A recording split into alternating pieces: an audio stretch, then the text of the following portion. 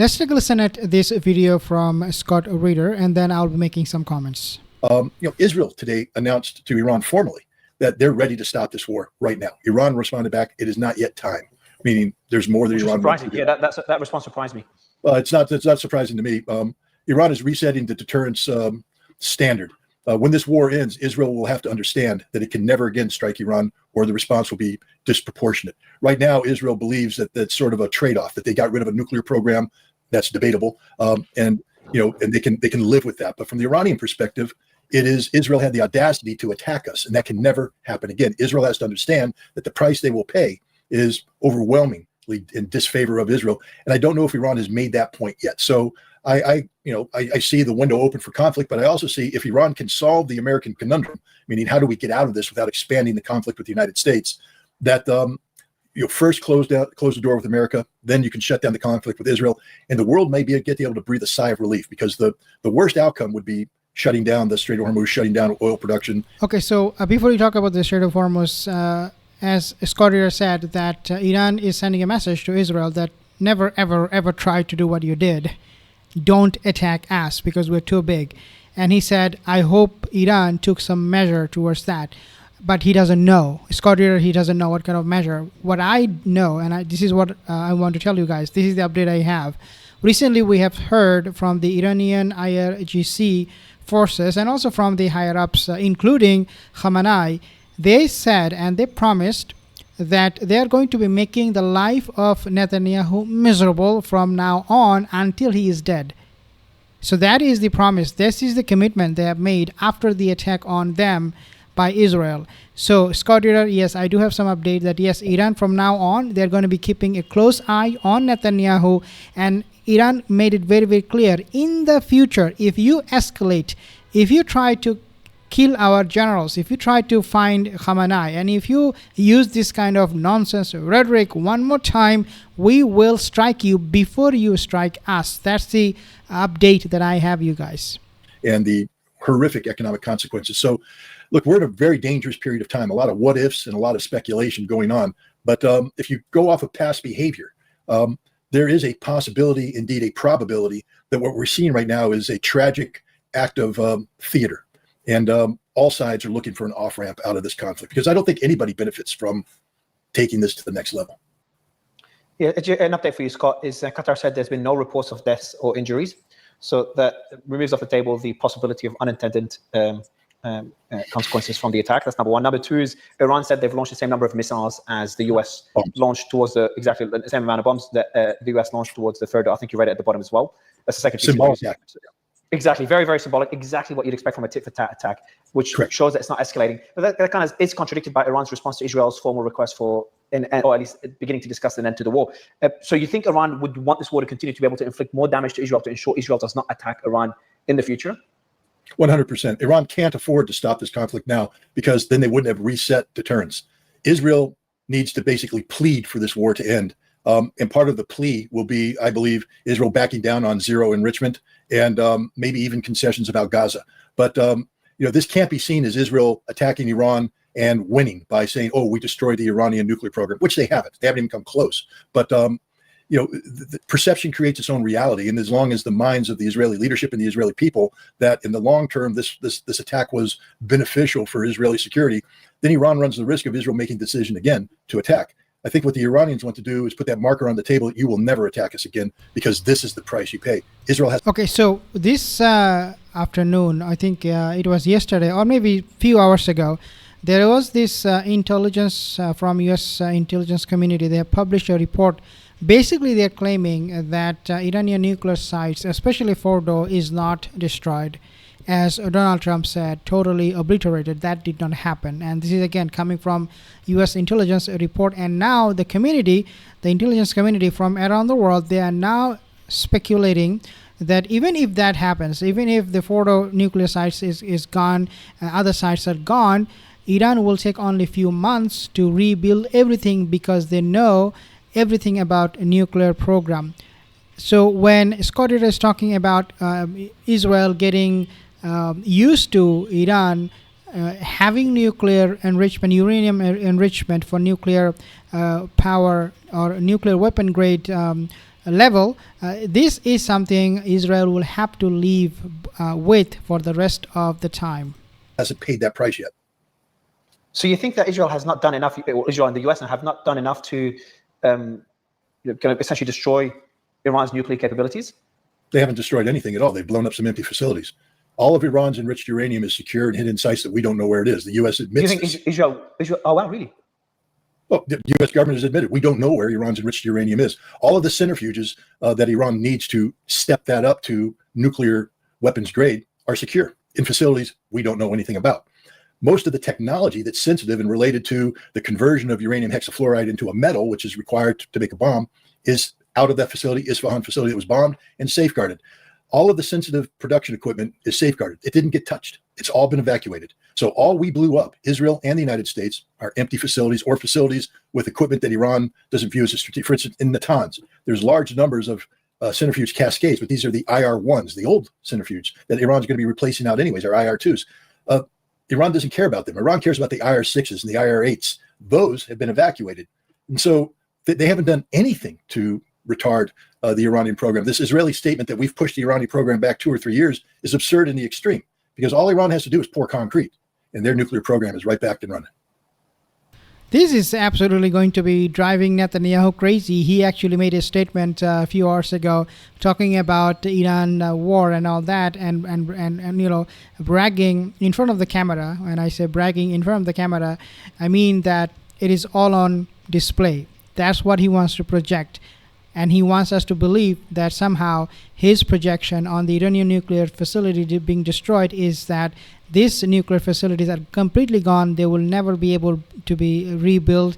And now he can move on to change Iranian regime. That's most likely what he's thinking at the moment.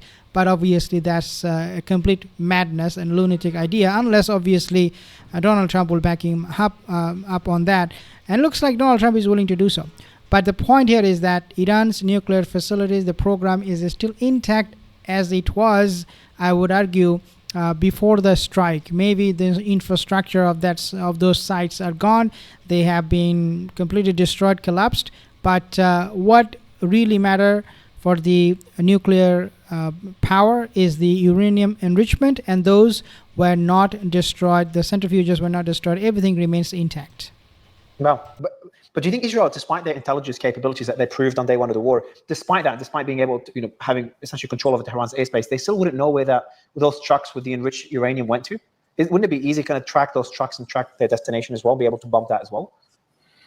Nothing's easy in the intelligence business. It all requires a lot of hard work and people willing to put their lives on the line, especially with that kind of intelligence. But look, as somebody who spent many years tracking weapons of mass destruction programs that have been broken down into their little components and hidden. It's not as easy as you think. It's a lot of hard work, and it requires boots on the ground. Now, Israel has shown that it has a significant Mossad run intelligence network, so anything's possible. But I think the Iranians have got. If Israel knew where the enriched uranium was, they would have struck it already. They would have bombed it. I guarantee. So the fact that the enriched uranium continues to be safeguarded means Israel hasn't a clue. Now, that doesn't mean that Israel, through its intelligence, can't find out where it is. And I trust you, having worked with Israeli intelligence for 4 years, I can tell you that that's one of their number one priorities. But just because you want to collect something doesn't mean that you automatically get to collect it. And if Israel changes its strategic policy regarding Iran from no enrichment, which means you have to account for all of Iran's uranium hexafluoride, to limited enrichment, 3.75%, and the IAEA re-engages on those terms, then this enriched uranium in excess of 3.75% will be turned over and disposed of. And that's the best path out of here. The best path out of here is one based upon reason and logic that gives Iran its rights under Article 4 of the Nuclear Non-Proliferation Treaty, as opposed to this artificial imposition of an Iran-only clause, which is an insult to Iran, makes no sense from a non-proliferation standpoint, and has gotten us to this point where we are today. Nations at war, and the potential of an expansion of the conflict that would destroy the global economy. Is it really worth it? Okay, so we have an update on that one. The IRGC Chief of Staff, Mohsin, I believe his name, Mohsin Hassan, he basically made a comment on this nuclear program and how this will be inspected. And he basically pretty much made it very, very clear that no inspection at all. It's all gone. It's all in the trash bin. No inspection, no monitoring, no surveilling, nothing. And he said not only that the IRGC, they have agreed on this, but also Ali Khamenei, he also agreed that they will not bow down to any pressure. They will not bow down to any demand from European Union, or it is whether United States or any country for that matter, in regards to Iranian nuclear program. They're not going to negotiate with anyone unless they get all their demands met. Because if they don't, then the other option you have is Israel and United States attacking Iran one more time, wasting billions of dollars. I mean, this whole campaign for the last week or so that Israel launched by attacking Iran, it cost them just 1 week cost them whopping $5 billion. And the entire campaign is going to be costing them, we do not know how much, but according to one estimation published on TRT World, they said it would be at least $25 billion. Can you imagine if this war was continuing on for 1 month, how much that will cost Israel? I mean, this is the end of Israel. They have really no other option right now but to sit on the sideline and hope that Iran will not have a nuclear power. They are completely at the mercy of Iranian forces. One more question I see here in the comments. Can Iran close the Strait of Hormuz only focusing on American and American ships and ships of American allies, European ships, or any Israeli ships as well? I mean, anything's possible. There was a while where the Houthi in Yemen, Ansarallah, was allowing certain ships to go through the Bab el-Mandeb Straits and sinking other ships or attacking other ships. So in theory, this is possible. But then you're not achieving if Iran shuts the Strait of Hormuz, it's to create a energy crisis in the United States and Europe, to punish the people responsible for this situation.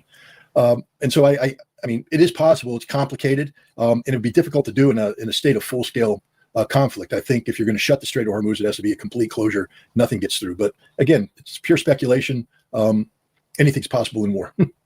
Iran actually made a statement, and they basically said that to close Strait of Hormuz, Iran doesn't need to send those submarines or any jet or their military personnel, nothing. They said we can do it just by jamming the GPS, the navigation system.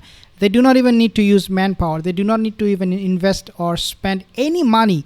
This is how they have become technologically advanced, that they can just sit at home, switch off Strait of Hormuz, and it will be all done.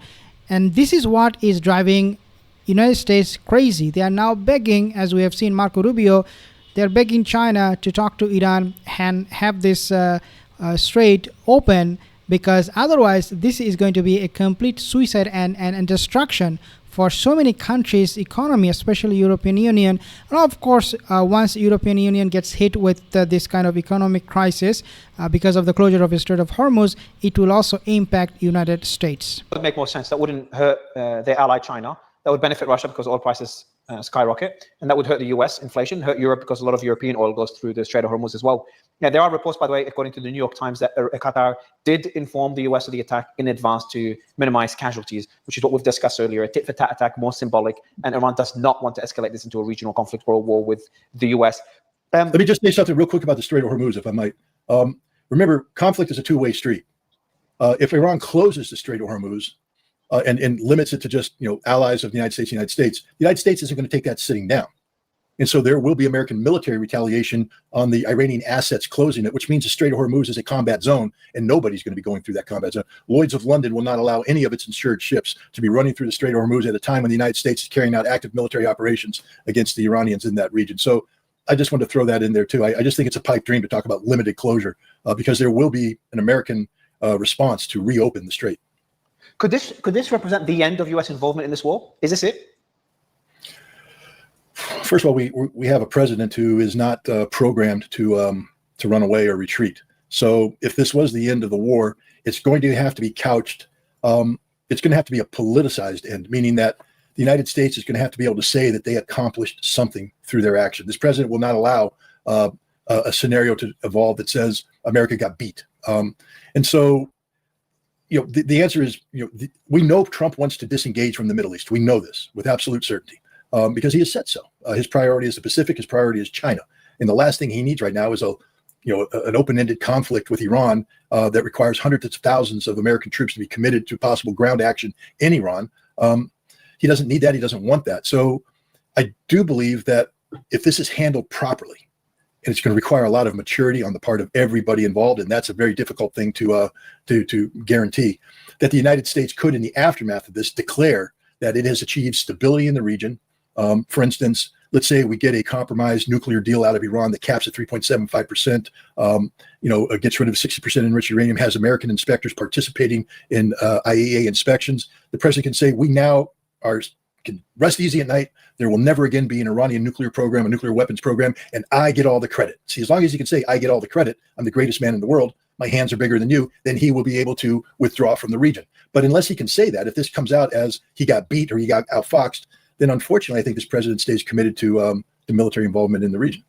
Okay, so I don't think United States, what Scott Ritter here is saying is that U.S. is going to be sending troops very, very soon to make sure that Iran doesn't close Strait of Hormuz.